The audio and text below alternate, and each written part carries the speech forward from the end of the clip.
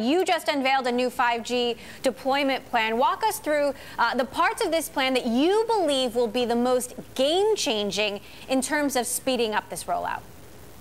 Thanks. As you pointed out, there is a global race to be first across the finish line in 5G. And from my perspective, the finish line is not the point at which we see the first deployments in places like New York and San Francisco.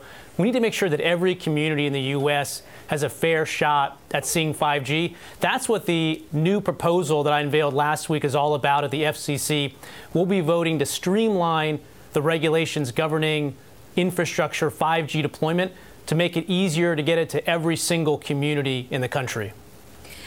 There's a possibility, we hear, that the second and third largest wireless carriers in China could merge and that the government would very much be part of this. There's big concern that that will give China an advantage. What's your reaction to that? Well, the U.S. and China certainly take very different approaches from a government perspective when it comes to 5G. In the U.S., we led the world in 4G for a specific reason. We updated our regulatory structures at the government level and freed the playing field for the private sector to invest. That's the model we relied on in the U.S. for 4G. It's different than our counterparts in Europe and in China for sure.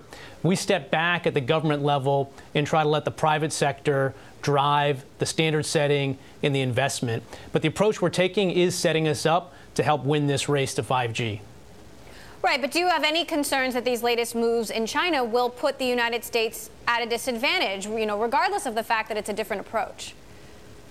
I don't, and here's why. The race to 5G is going to be won from two perspectives. One, we got to free up more spectrum than ever before so these new devices can operate.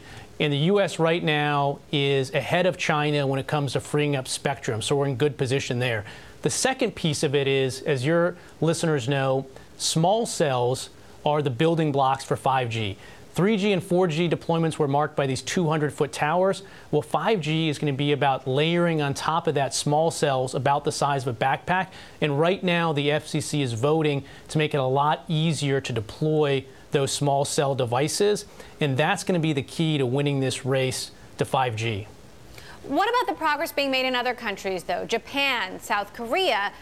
Is there any risk that those countries, some would argue South Korea is already ahead of the United States. Do you see any risk there? There's a lot of countries in Asia, for instance, that already have, on a per population basis, more small cells deployed, more wireless infrastructure than we do here in the U.S. And that's why it's a challenge for regulators, whether at the federal level or at the state or the local level, to make it easier for this infrastructure to get out there. But I'm not too concerned about where we stand in the race to 5G. I think we're in good shape. I think we're moving ahead with updating our regulatory structures. And I'm confident that if we stay on this path, both from a government perspective and from where the private sector is with their tremendous investment and innovation in this space, consumers in the U.S. are going to benefit from this new deployment. When will we see, though, mainstream deployment? When will a consumer like you or I be able to make a 5G phone call from our mobile phone? Yeah.